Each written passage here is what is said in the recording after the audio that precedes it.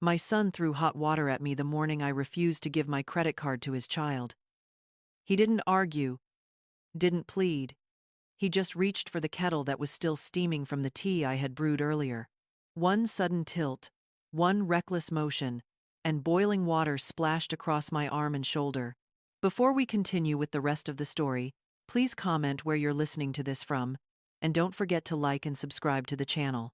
The pain was sharp, instant. I gasped, dropped the plate I was scrubbing, and it shattered on the tiled floor. Tiny white shards scattered everywhere, like broken pieces of my dignity. My skin burned, but what scorched me deeper was the sound of his voice, cold, cruel, stripped of love. Give Kyle what he wants or get out. We're not running a nursing home here. I froze. His words felt heavier than the water searing my flesh. I stared at him. The boy I once carried in my arms. The child I worked 3 jobs to feed and clothe after his father walked away.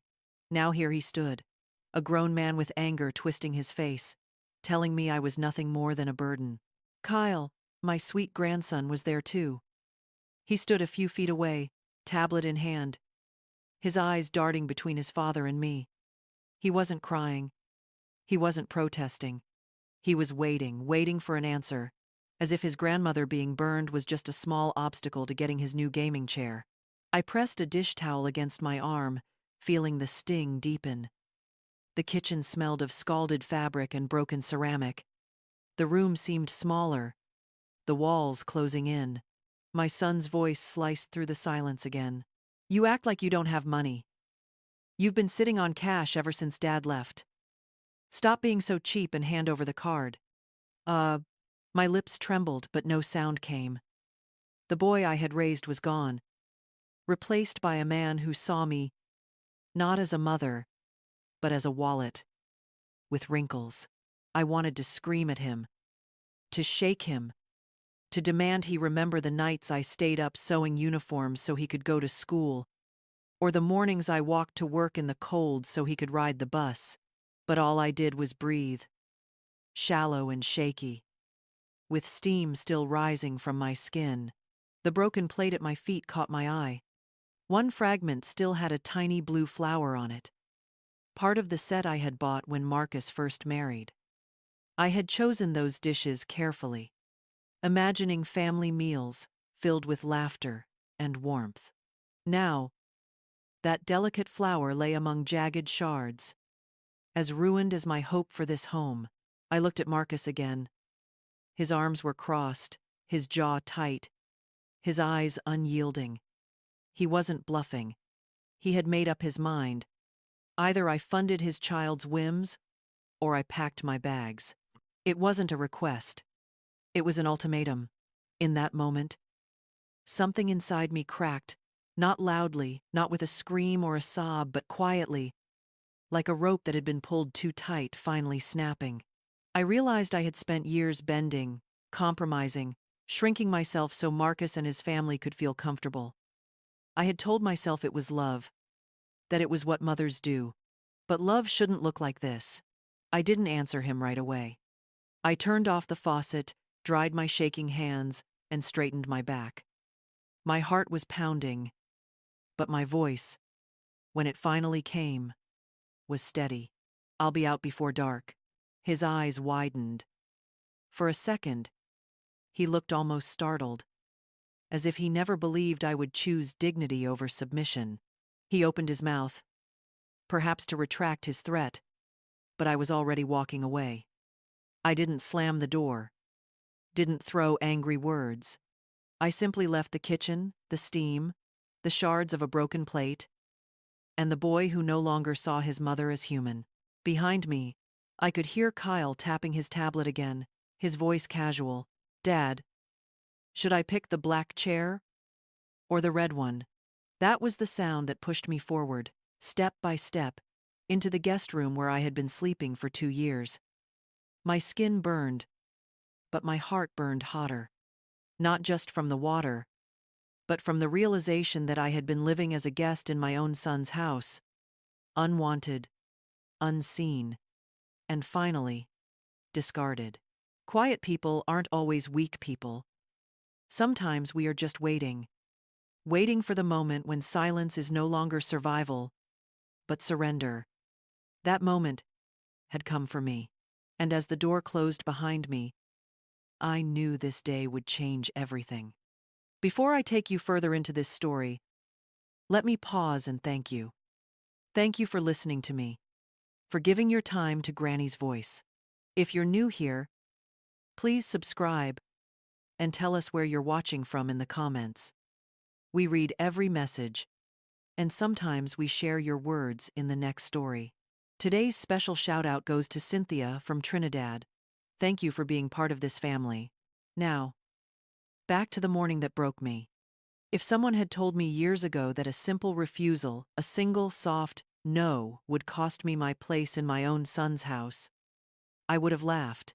But that Tuesday morning, standing in Marcus's kitchen with dish soap stinging my burned skin, I learned how fragile love can feel when it's built on demands instead of respect. I hadn't even raised my voice. I had been standing at the sink, scrubbing a blackened frying pan he left from the night before. Grease clung stubbornly to the edges, and I worked at it patiently, thinking I was being helpful, thinking I was still a good mother. Then Kyle bounced into the room, tablet glowing in his hands, eyes bright. "Grandma Betty, look. Look at this chair. It's the best gaming chair ever. Only $1,200. Can I use your card to buy it? Please?" I didn't even look up. My hands were deep in suds, my mind on the pan. $1,200? Kyle, that's too much for a chair, I said softly. My voice wasn't angry, wasn't harsh. It was the voice of reason, the voice of someone who had lived long enough to know the value of money. But reason didn't matter in that house anymore. That was the moment Marcus appeared. Not like a son coming to greet his mother, but like a storm cloud, filling a doorway. His face was already dark, his fists already clenched. He didn't speak first. He didn't ask what was going on. He simply reached for the kettle on the stove, the one I had forgotten to empty after making my tea.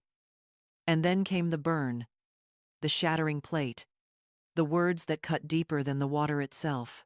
If you're listening to me now, maybe you've had your own moment like that where someone you love showed you a side of themselves you didn't recognize. A side so cruel you wondered if love had ever truly been there at all. That was my moment. The smell of scorched fabric filled the room. My shoulder throbbed. My heart pounded. And yet, what hurt most was not the physical burn. It was the sight of my grandson still staring at his screen, asking about delivery options, as though his grandmother's pain was nothing but background noise. I wanted to tell him, "No, sweetheart. You can't buy everything you see." I wanted to remind Marcus what I had sacrificed, how I had carried him through hunger, through loneliness, through nights when I worked myself to exhaustion so he wouldn't go without. But in that kitchen, none of that mattered. The only thing that mattered to Marcus was the card in my wallet and whether I would hand it over. So, I gave him my answer. Not the one he expected, not the one he demanded. A quiet, steady promise. I'll be out before dark. That's when the story truly began. Because when a quiet person finally decides to move, nothing can hold them back. It all started with what should have been an ordinary morning. The kind where the hum of the refrigerator blends with the chatter of a morning talk show, and the smell of leftover coffee still lingers in the air. Nothing extraordinary, nothing alarming, just me in the kitchen, sleeves rolled up, doing what I had done most mornings since moving into Marcus's house. The sink was piled high, as always. Greasy plates, cups with rings of dried milk, spoons sticky with sugar. I scrubbed quietly, telling myself that helping with chores was the least I could do since my son had so generously taken me in after my fall last year. That's how Marcus always framed it, as though he were doing me a favor by letting me stay in his home. What he forgot was that I had been paying half the mortgage for 2 years, stocking the fridge, and covering most of the groceries. I wasn't a guest. I was a silent partner keeping his household afloat. That morning, Kyle came bouncing into the kitchen, his tablet clutched tightly in both hands. His cheeks were flushed with excitement, his eyes wide and eager. "Grandma Betty," he said, almost breathless. "Look at this. Look at this chair. It's the best gaming chair ever. See? It has speakers in the headrest, massage settings, even LED lights, and it's only $1,200. Can I use your card to get it delivered today?" I looked at him, then at the picture on the screen. A sleek black and red monstrosity that looked more like something from a spaceship than a chair for a 10-year-old boy. I smiled faintly, trying to soften my words. $1,200 for a chair, Kyle? That's far too much money for something like that. I thought that would be the end of it. I thought he would pout for a minute, then shrug and go back to his games. But instead, his lips pressed into a thin line, and he stomped his foot. "Dad says you have plenty of money. Why can't you just help me this once?" I felt a small sting in my chest. His words weren't his. They were Marcus's. The same accusation I had heard. Whispered, muttered, or shouted on more than one occasion. "You act like you're poor, Mom, but I know you've been hoarding cash." I set the pan down gently in the sink, wiped my hands on a towel, and crouched to meet Kyle's eyes. "Sweetheart, money doesn't grow on trees. It's not about whether I have it. It's about whether something is worth the price. And this chair, it isn't."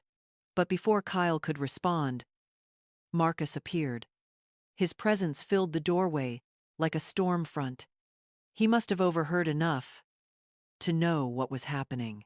His jaw was tight, his eyes already sparking with the kind of anger I had learned to recognize too late. He looked at me, not his son, when he spoke. "So you're refusing him again? Over a chair?" I opened my mouth to explain, to reason, but Marcus didn't give me the chance. He reached for the kettle. "The rest you already know: the water, the shattered plate, the ultimatum. But what you don't know is how many small refusals had led up to that one. How many times I had quietly said no to things I couldn't justify. A $300 pair of sneakers, a $500 tablet upgrade, when the old one still worked fine. A weekend trip that cost more than my monthly pension. Each no chipped away at Marcus's patience, until that morning when the dam finally broke. As the water seared my skin, all I could think about was how it had come to this. How had love turned into entitlement? How had my care for Marcus and Kyle become invisible, reduced to what I could buy instead of what I gave? I stood there dripping, trembling, and realized the truth. This wasn't about a chair. It wasn't even about money. It was about control. Marcus had grown used to me bending, yielding, paying without question. My refusal wasn't just a denial of a purchase. It was a denial of his power over me. And that, more than anything, was what made him boil over. I pressed the towel tighter against my arm, staring at my son. My voice shook as I whispered the only words I could manage. $1,200? For a chair? He rolled his eyes. Dismissive. Cruel. "Stop acting poor. You've been sitting on money for years. Why are you so difficult about helping your own grandson?" I swallowed hard, forcing back the tears. "I've been helping, Marcus. I've been paying half your mortgage for 2 years. I buy all the groceries. I've never once asked you to pay me back." His face reddened. His fists clenched. "You're lucky I let you stay here at all after your fall. Remember that. Without me, you'd have nowhere to go." And there it was. The knife twisted deeper than the burn on my arm. Gratitude turned into weapon. Every kindness repackaged as a debt. I looked at him then. Really looked. And I knew. This wasn't just my son speaking. This was a man who had learned to disguise manipulation as love, who had grown comfortable twisting guilt into chains. That morning, over a $1,200 gaming chair, the last thread between us snapped. Because sometimes it isn't the big betrayals that break you. It's the small ones, piled up, disguised as normal. Until one day they set the kettle boiling. The sound of the kettle tilting is something I'll never forget. It was so ordinary, so harmless a moment, in any other day metal meeting porcelain, water pouring into a cup. But on that morning, it was a weapon. The boiling water splashed across my arm and shoulder, searing my skin in a wave of fire. I cried out, the plate in my hand, slipping and shattering on the tile floor. Pieces flew in every direction, scattering like glass raindrops. For a moment, the only sound was the hiss of steam rising from my sleeve. Marcus stood over me, his face twisted with something between anger and contempt. He didn't reach for me. He didn't ask if I was hurt. He only spoke, his voice sharp enough to cut through the sting of the burn. Either buy Kyle what he wants, or pack your bags. We're not running a nursing home here. A nursing home. That's what I had become in his eyes. Not a mother, not a woman, just an obligation to be housed until I wore out completely. I pressed a dish towel against my skin, feeling the blister form beneath the fabric. The sting was real, but the ache in my chest was worse. I looked at him, my son, the boy I had once rocked to sleep, whose fevers I had soothed with cool cloths, whose scraped knees I had kissed better, and wondered where that child had gone. When had he turned into this stranger standing before me, kettle still in hand like a soldier gripping a weapon? Kyle shifted in the doorway, still holding his tablet.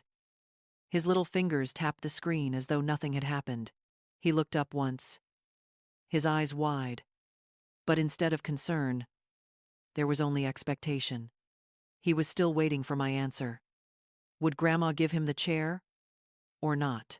Marcus, I whispered, my voice trembling. I've been paying your bills for years. I buy the groceries.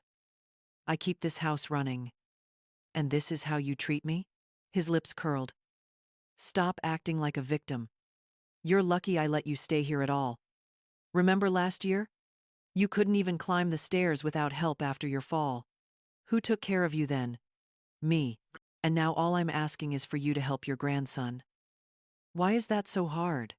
I swallowed hard, the bitterness rising like bile. He wasn't helping me back then out of love. He was laying the groundwork for this moment. Every ride to the doctor, every hand offered on the staircase, came with an invisible price tag. And today, he was demanding payment. Behind him, the television in the living room blared some home improvement show. Laughter and applause from the audience drifted into the kitchen, a cruel contrast to the silence pressing in around me. I wanted to scream, to shout that mothers don't owe their sons lifelong debt for raising them. That kindness loses its meaning when it's wielded like a club. But I couldn't find my voice. Instead, I looked down at the broken ceramic near my feet.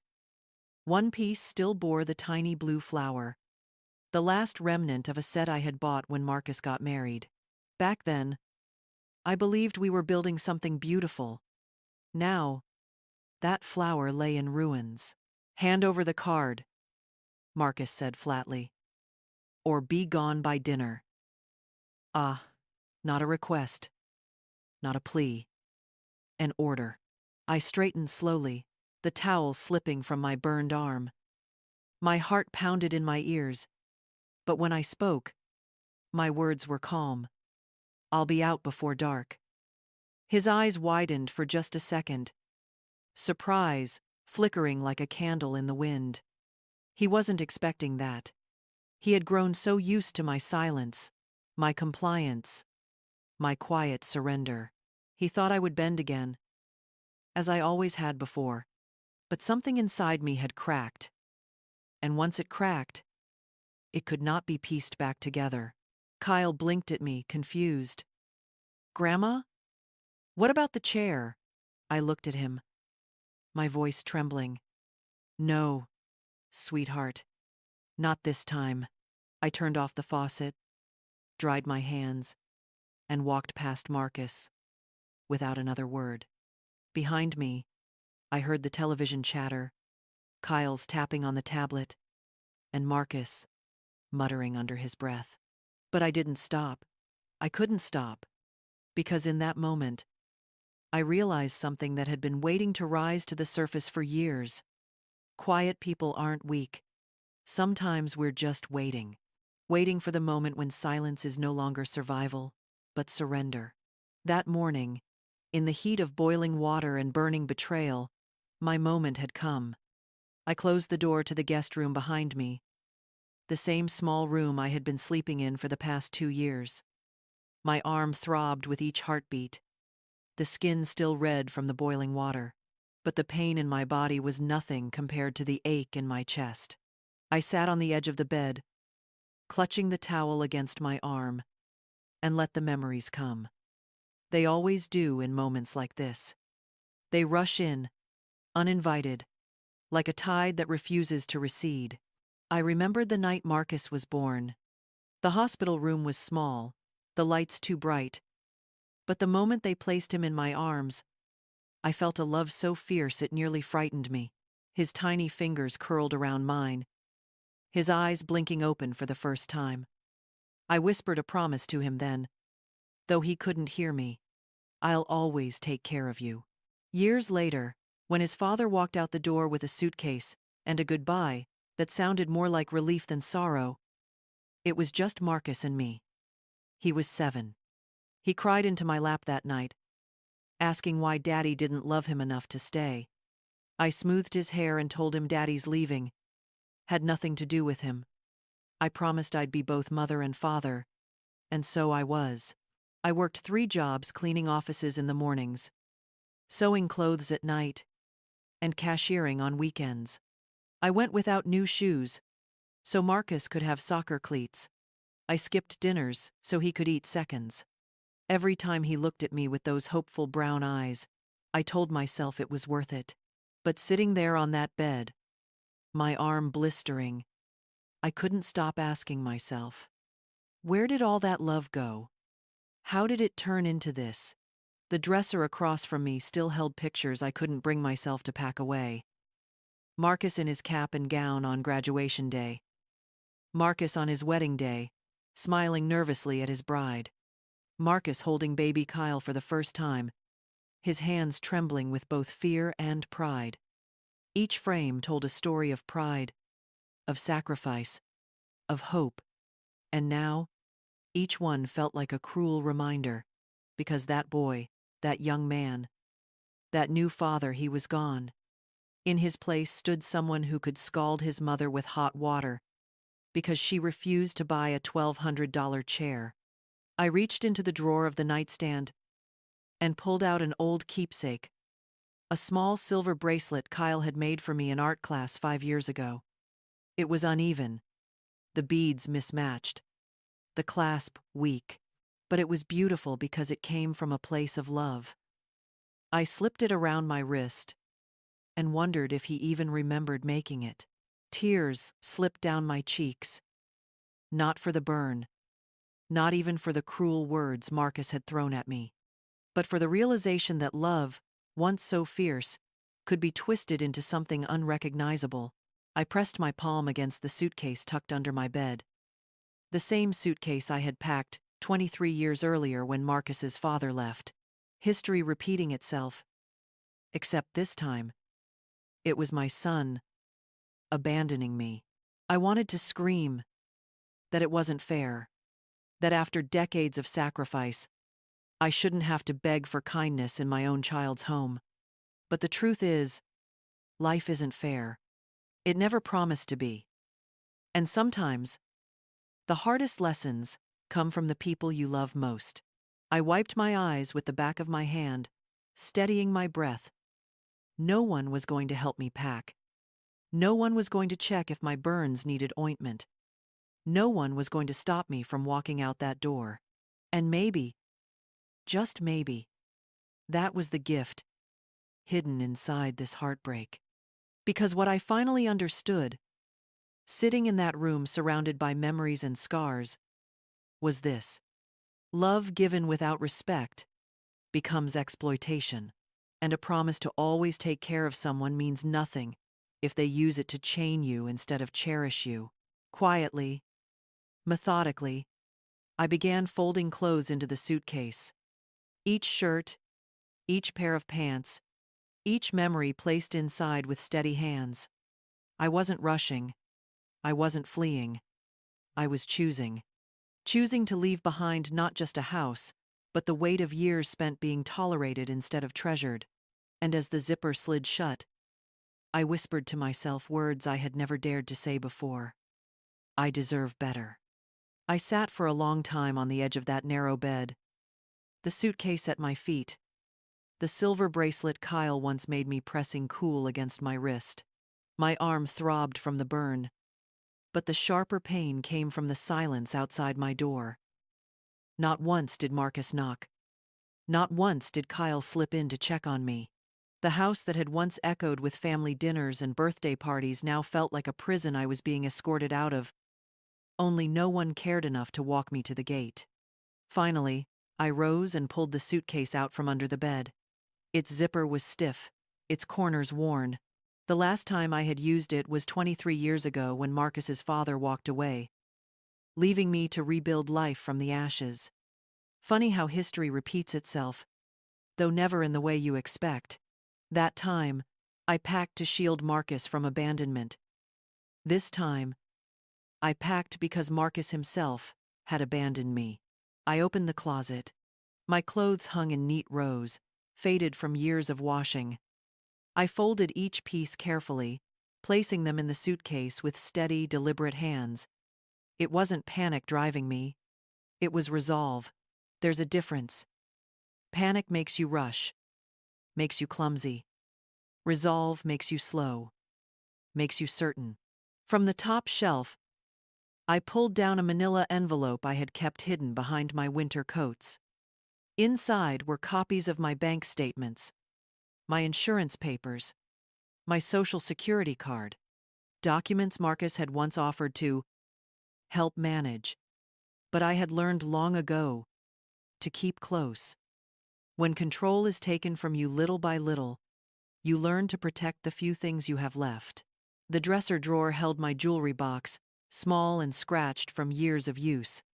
I opened it, taking only what mattered: my wedding ring, though my husband was long gone, a pearl necklace my mother gave me on my 30th birthday, and that little bracelet from Kyle, uneven beads strung together by a child's proud hands.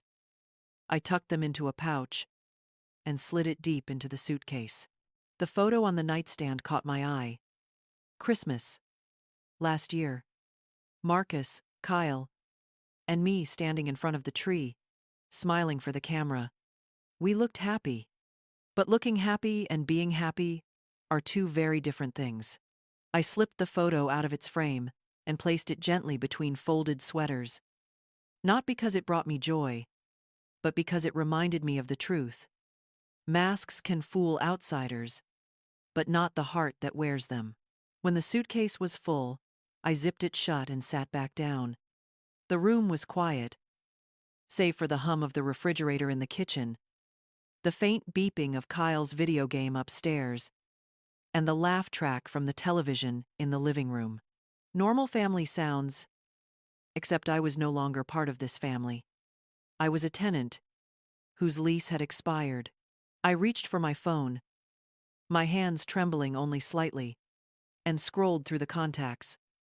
My finger hovered over one name: Dorothy Chen, my old neighbor from the house I sold before moving in here. She had told me more than once, "Call me if you ever need anything." I had always smiled politely, never imagining I'd actually take her up on it. Tonight, though, I pressed the button. The line rang twice before she answered. "Betty, what a wonderful surprise. How are you, dear?" My throat tightened. For a moment, I thought I might break. But when I spoke, My voice was calm. Too calm. Not so good, Dorothy. I I need some help, if you don't mind. She didn't ask for explanations. She didn't demand reasons. She simply said, "Of course. I'll be there in 30 minutes." And she hung up. That's what real friends do. They don't need details. They just show up. I sat back, suitcase ready, papers tucked away, my decision made. For the first time in years, I felt a strange lightness on my shoulders. Leaving wasn't weakness. Leaving wasn't failure. It was freedom. Even if it came late in life. Because love without respect isn't love at all. And sometimes the bravest thing you can do is pack your suitcase in silence, walk out the door, and choose yourself. When the knock on the door finally came, it wasn't Marcus. It was Dorothy. Right on time, her old sedan idling at the curb outside. I heard the faint hum of the engine through the thin curtains, and with it came the final confirmation. My ride had arrived, and so had my ending. I lifted the suitcase from the floor. The weight of it surprised me. Not the clothes, not the jewelry, not the papers. The weight was in the memories packed tightly inside, heavy with years of sacrifice and silence. Each step toward the front door felt like walking through quicksand, the air thick with all the things I wanted to say but wouldn't. The living room lights glared as I entered. Marcus was on the couch, the television casting blue shadows over his face. He didn't stand. He didn't even mute the show. He just looked at me, his jaw tightening. "Where are you going?" he asked, as if he hadn't thrown boiling water on me hours earlier, as if he hadn't ordered me out. I stopped, suitcase in hand, and met his eyes. "You told me to leave, so I'm leaving." His mouth opened, then shut. Maybe he expected me to beg, as I had so many times before. Maybe he thought I would crumble, apologize, and promise to do better. But not tonight. Tonight, I had nothing left to give. Kyle peeked down from the stairs, his tablet still in his hands. His voice was small, uncertain.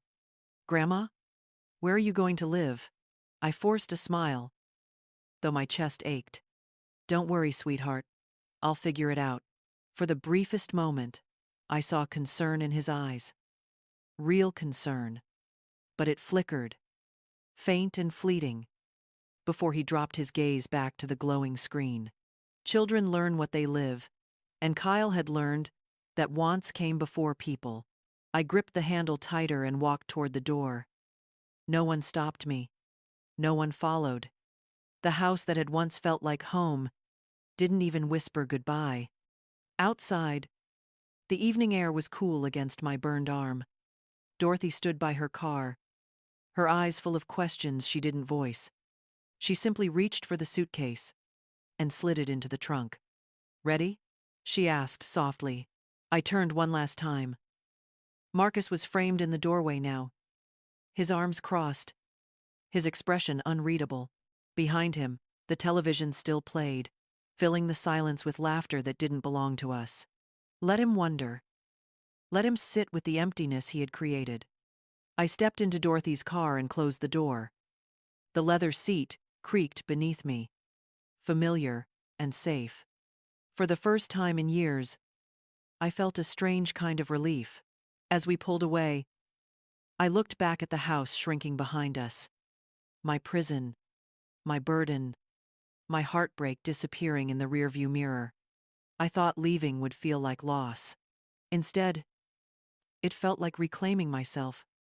Because sometimes the loudest goodbye is the one spoken in silence, with nothing more than the sound of a suitcase rolling across the floor and a door closing for the last time. Dorothy didn't speak as she pulled away from the curb. The hum of her old sedan filled the silence, steady and comforting. I stared out the window, watching the streetlights slide past, each one marking the distance between me and the house I had just left behind. My arm ached beneath my sleeve, but the pain felt strangely distant now, dulled by the weight of everything else. After a few minutes, Dorothy glanced at me. Her eyes were soft, but steady, the way they had always been when we were neighbors years ago. "Betty," she said gently, "you don't have to tell me right now, but I want you to know you're not alone." That was all it took. The tears came, hot and unrelenting. I covered my face with my hands, ashamed of my weakness, but Dorothy simply reached over and gave my knee a reassuring pat. She didn't push. She didn't prod. She just let me cry, the way only true friends know how. When the sobs finally quieted, I told her everything. About Kyle's request, about Marcus's anger, about the kettle, the boiling water, the words that had cut deeper than any burn. Dorothy listened without interrupting, her hands steady on the wheel. Occasionally she nodded, her face a mask of quiet fury on my behalf. When I finished, she let out a long breath. "You've been carrying too much for too long, Betty. That's not love. That's exploitation." Her words landed heavy but true. I had known it in my bones, but hearing it spoken aloud gave it weight, gave it shape. We drove downtown and pulled into a small coffee shop, the kind with foggy windows and the smell of baked bread wafting through the cracks. Dorothy led me inside, found us a booth near the corner, and ordered tea and blueberry muffins without asking. When the waitress set them down, the steam curled upward, soft and inviting. "Eat," Dorothy said simply. "You need strength." I sipped the tea slowly, letting the warmth spread through me. It had been so long since anyone had cared for me in the small, quiet ways.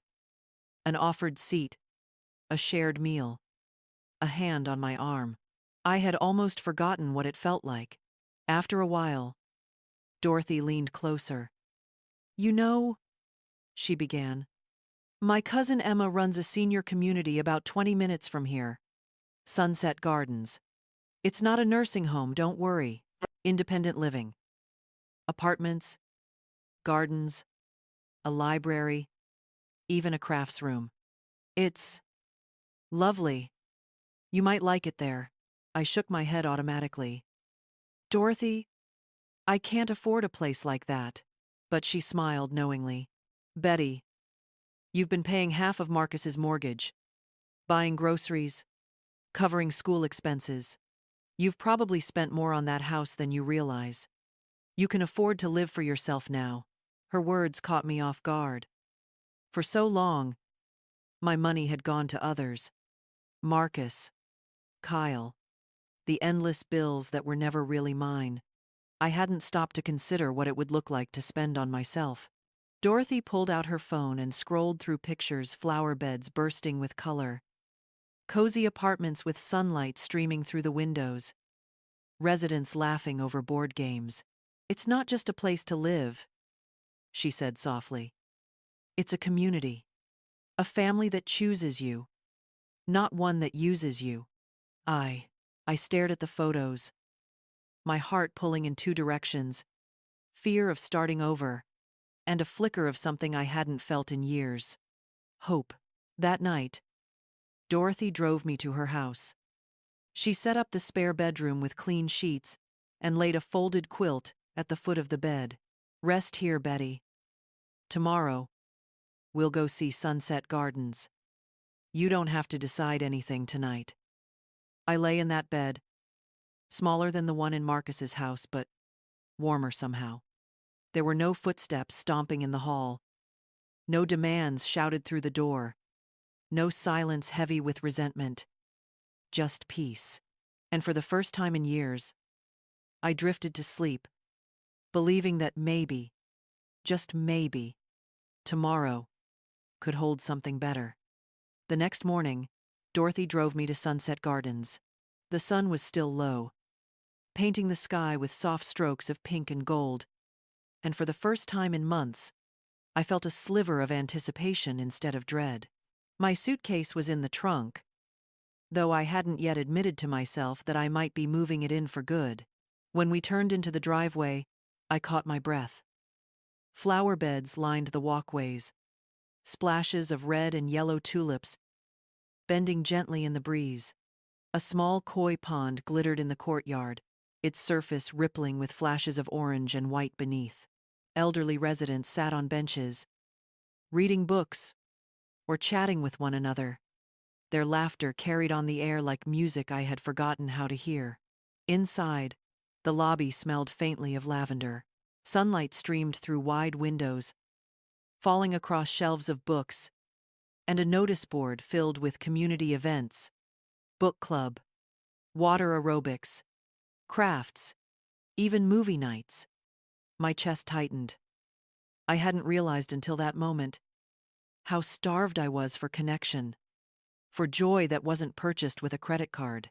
A woman with kind eyes introduced herself as Mrs. Patterson, the director. She spoke warmly, but without the false cheer I had grown used to in Marcus's house. "Here," she said. "You live independently.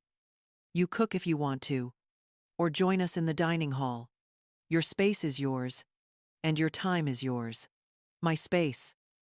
My time. Words I hadn't heard in years. She showed me a small apartment on the second floor. Sunlight poured across the carpet, clean and freshly vacuumed, carrying none of the stale scent of teenage sweat and resentment. There was a little kitchenette, a balcony overlooking the garden, and just enough room for a dining table and a soft chair. I stepped inside and ran my hand along the wall. It was quiet, but not the heavy, suffocating quiet of Marcus's home. This quiet felt safe. It felt like possibility. Mrs. Patterson explained the monthly rent. To my surprise, it was less than what I had been contributing to Marcus's mortgage and groceries combined. Dorothy nudged me with a smile. "See? You've been paying for freedom all along, you just didn't know it." I laughed, though tears pricked my eyes. Freedom. At 72, I had thought it was too late for me, that I was destined to live the rest of my days as a tolerated burden. But standing in that sunlit apartment, I realized I still had choices. By the afternoon, I had signed the lease. My name on the dotted line felt like more than paperwork, it felt like reclaiming my life. Dorothy and I spent the evening shopping for basics. Cheerful yellow curtains, a small dining table, a reading chair that hugged me like an embrace. For once, every dollar I spent was mine to choose, mine to enjoy. That night, I slept in my own bed, in my own apartment, with no footsteps in the hall and no demands waiting behind closed doors. Only the hum of the garden outside, the koi pond bubbling softly in the dark. And as I drifted to sleep, I whispered to myself, "This is what home feels like." A week after I settled into Sunset Gardens, my phone rang. The name on the screen froze me, Marcus. For days, I had ignored his calls, letting them slide into voicemail. But this time, something in me said, "Listen." His voice was sharp at first, demanding. "Mom, this is ridiculous. You can't just disappear. Call me back." The second message was softer. "Where are you? I need to know you're safe." By the third, his tone cracked, desperate. "Please come home. Kyle keeps asking where you went." Oh, home. That word caught in my throat. Marcus's house had never been home. It had been a prison where love was currency, and I was the ATM. A few days later, Dorothy drove past Marcus's neighborhood and called me. "Betty," she said carefully, "there's a for rent sign in front of his house." My stomach sank. Something had shifted. I drove there myself, parking across the street. The once proud house looked tired now. Blinds half drawn, weeds creeping through the yard. A black sedan sat in the driveway. Through the window, I saw Marcus with a man in a suit, papers spread across the coffee table. Marcus's face was pale, his hand raking through his hair the way he used to as a boy when he was in trouble. Minutes later, the man left, handing Marcus a clipboard. Marcus stood in the doorway staring at the papers, his shoulders sagging. Kyle hovered behind him, trying to peek over his father's arm, but Marcus quickly folded the pages and sent him upstairs. I should have driven away, but something stronger than my anger pulled me forward. Marcus's eyes widened when he saw me step out of the car. His voice cracked. "Mom, I didn't expect you." I kept my distance. "What's going on, Marcus?" He let out a long, defeated breath. "I'm losing the house. Without your help, I couldn't keep up. The bank is foreclosing next month." For a moment, sadness stabbed me, not for the house, but for Kyle. Then came the truth, sharp as glass. "You mean without my money?" He looked down. I lost my job 3 months ago. I didn't want to tell you. I thought if I could just buy some time, I'd figure it out. 3 months. 3 months of lies. While he still demanded money. While he still treated me like a burden. My burned arm ached at the memory. "Is that why you needed my credit card?" I asked quietly. "Not for Kyle's chair. For the house." He nodded, shame flooding his face. I wanted to feel pity. Instead, I felt clarity. Scared men don't burn their mothers. Honest men ask for help. My son had chosen deception, cruelty, and control. And now, the walls he built from lies were caving in. Sometimes, life doesn't need our revenge. It provides its own. Marcus stood in the doorway, the foreclosure papers trembling in his hands. His eyes were red, not from anger this time, but from fear. For a moment, I almost saw the little boy he used to be, the one who ran to me with scraped knees and tear-streaked cheeks. But then I remembered the boiling water, the cruel words, the way he had told me to leave as though I were nothing. "Mom," he whispered, "I don't know what to do. We have to be out in 2 weeks. Kyle starts school next month. We have nowhere to go." Behind him, Kyle appeared, his small face peeking from the staircase. "Grandma?" His voice was soft, hopeful. "Can I come stay with you? Just for a little while?" My chest ached. Here was the innocence caught between us, the child who had watched his father's anger, who had learned to measure love in money, but who still looked at me with real care. I took a deep breath. "Kyle can stay with me, Marcus. I'll make sure he has what he needs for school. But you," my voice steadied, "you cannot." Marcus's mouth fell open. "You can't separate us. He's my son." "And you are my son," I replied quietly. "But that didn't stop you from throwing me out when I became inconvenient. You made your choice, Marcus. Now I'm making mine." Kyle hurried down the stairs, clutching his backpack as though afraid the chance might slip away. I knelt and brushed his hair back from his forehead. "Would you like to come stay with Grandma for a while? There's a pool, a library, and other kids to play with." His eyes lit up. "Really? Can I bring my games?" "Some of them," I said gently. "But we'll also learn how to earn the things we want. Not just ask for them." Marcus's voice cracked. "Mom, please. I can change. Don't do this." I stood, my decision firm. Change starts when you take responsibility, not when you beg for rescue. Kyle needs stability. He'll have it with me. You need to learn to stand on your own 2 feet. Silence hung heavy between us. For the first time, Marcus didn't argue. He just lowered his head, as if the weight of his choices had finally settled on his shoulders. I took Kyle's hand and led him toward my car. His small fingers curled around mine, steady and trusting. And as we walked away, I felt both sorrow and relief. Because sometimes love means holding on, and sometimes love means letting go. even of your own child.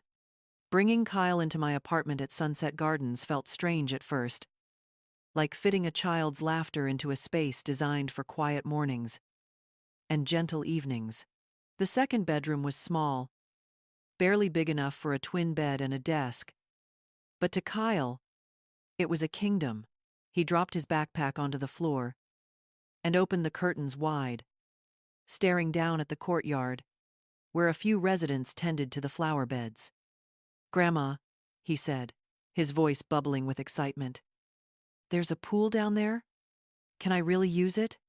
"Yes," I told him, smiling. "After homework, after chores, freedom comes with responsibility." That night, we set up his things together. A stack of comic books, a box of Legos, his game console, though only the basics.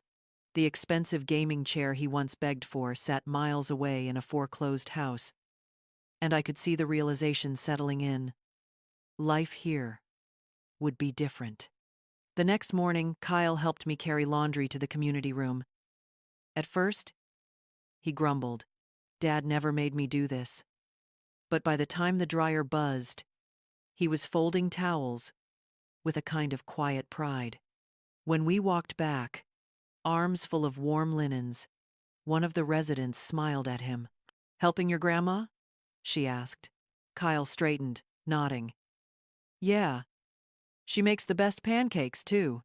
In the afternoons, we visited the library. He sprawled across a beanbag chair with books on marine life, dinosaurs, and chess strategies, subjects he had never mentioned before.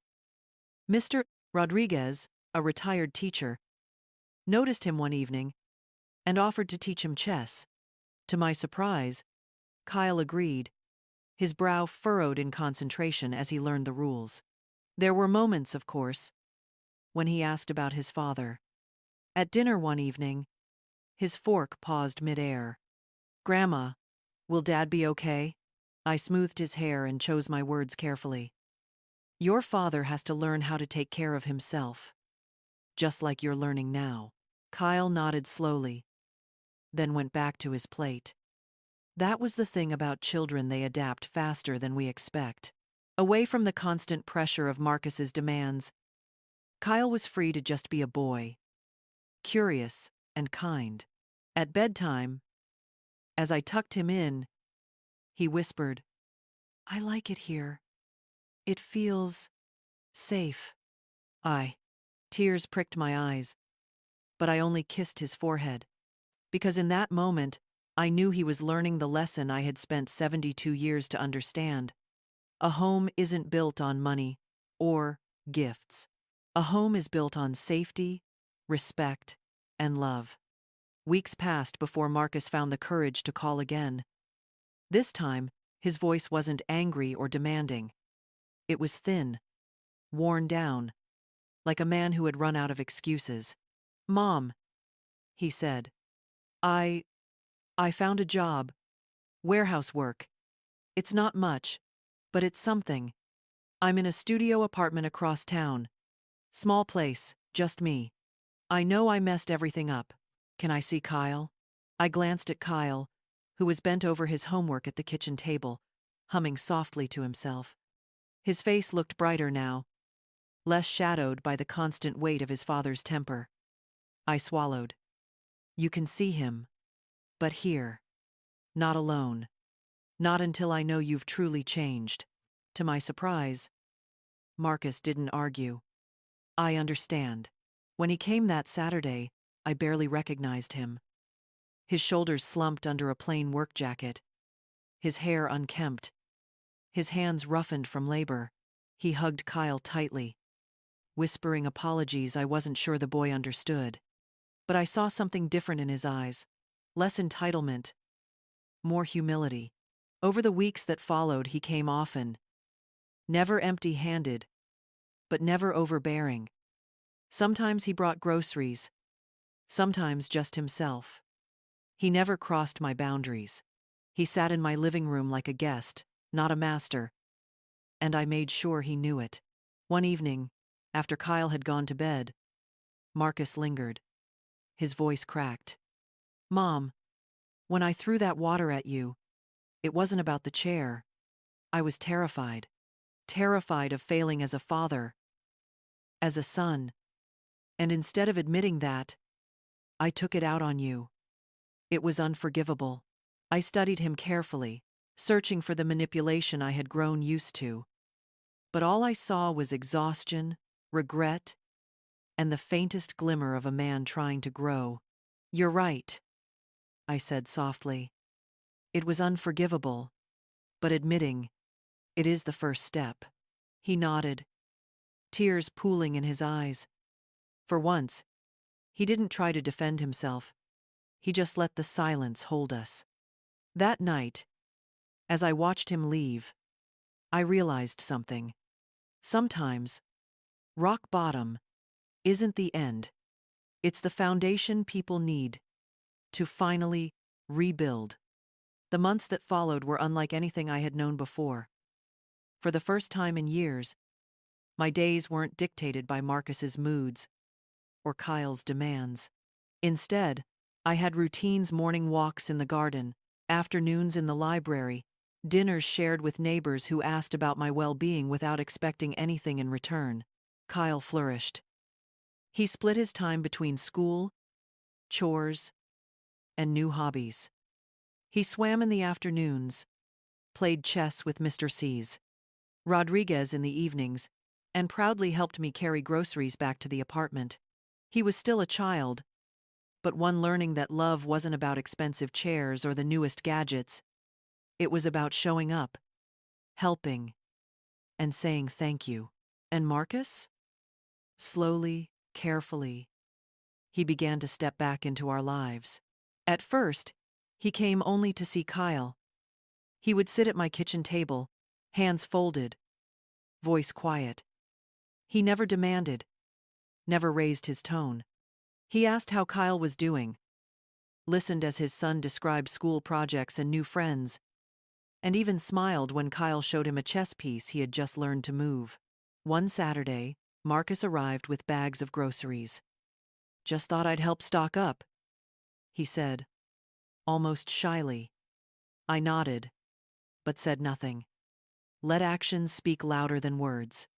Another week, he brought flowers. Not for me, but for the dining hall staff, who had always welcomed Kyle warmly. I watched from a distance as he handed them over. Awkward, but sincere. Small gestures, perhaps, but different from the man who once thought money and power gave him control. Gradually, I allowed him more space. We had dinners together at the community dining hall, where every resident could see that respect was expected, not optional. There were no slammed doors, no ultimatums. Just meals eaten in peace, conversations that sometimes faltered, but were genuine. One evening, after Kyle had gone upstairs to finish homework, Marcus lingered at the table. Mom, he said carefully, I know things will never go back to the way they were, and maybe that's good, but I want you to know I'm trying. Not for you to forgive me right away, not for you to forget, but because I don't like the man I was, and I don't want Kyle to grow up thinking that's normal. I looked at him, my heart conflicted. Could I trust these changes? Or were they just another mask? Another way to pull me back under his control? But then I remembered the way he had carried those grocery bags, the way he had bitten his tongue when old habits threatened to resurface. Change, I realized, isn't loud. It's quiet. It's consistent. I'm not promising you anything, I told him. Trust isn't rebuilt overnight. But I see the effort. And that matters. His eyes glistened. But he didn't argue. He simply nodded. That night, as I watched him walk away, I felt something I hadn't in a long time: cautious hope. Not for things to return to the past, but for something new. A relationship not built on guilt or obligation, but on boundaries and mutual respect. Because families don't need to go back to what they once were. Sometimes, the only way forward is to rebuild on stronger ground. It has been 3 years since the morning that changed everything. The morning boiling water scalded my skin and burned away the last of my silence. Looking back now, I can see it clearly. That day wasn't the end. It was the beginning. At 72, I signed a lease for the first time in decades. My own name, my own space, my own life. I thought I was walking away from family, but what I was really walking toward was dignity. Sunset Gardens became more than an address. It became my sanctuary, a place where my voice mattered, where laughter wasn't forced, where love didn't come with a price tag. Kyle grew in ways I hadn't dared to hope. He learned to tie respect to action, not demand. He discovered that chores, books, and friendships could give him more joy than any expensive gadget. Sometimes he still asked about that gaming chair, but now he laughs when he does. "Grandma," he says, "I didn't need it, did I?" And I smile, because he already knows the answer. Marcus. Well, Marcus is still a work in progress. He found steady work, moved into a modest apartment, and began showing up for Kyle without excuses. He's learning, step by slow step, that love is not control and respect cannot be bought. We will never go back to what we once were, but perhaps we can build something healthier, one boundary at a time. And me? I am no longer afraid of being alone. I attend book clubs, tend to the flowers in the courtyard, play chess with Kyle in the evenings. I laugh more than I cry now. The scar on my arm has faded, but I keep it uncovered, as a reminder not of pain, but of power. Because that scar tells the story of a woman who finally said, "Enough." If you're listening to my story, maybe you've felt it too, that quiet erosion of your worth in the name of love. Maybe you've been told you're a burden, that your needs are selfish, that your voice doesn't matter. Let me tell you something I had to learn the hardest way. You are not selfish for setting boundaries. You are not weak for walking away. Love without respect is not love. Family without kindness is just obligation. And silence, no matter how long it lasts, can end in a single word: no. The day I walked out with my suitcase, I thought I was losing everything. But really, I was reclaiming myself. I stopped being Marcus's safety net. I stopped being an endless wallet. I stopped shrinking so others could stand tall. And in doing so, I gave all of us, Marcus, Kyle, and myself, the chance to change. The koi in the pond outside my window taught me something important. When the water grows too hot or too cold, they don't thrash harder, trying to change the pond. They simply swim to a place where the conditions allow them to thrive. That's what I did. And that's what I hope you remember. When life hurts, you are allowed to move. You are allowed to choose better. So if this story sounds like yours, if you've been burned literally or figuratively by those who should have cherished you, hear me. You are worth more. You deserve better. And it is never, ever too late to begin again.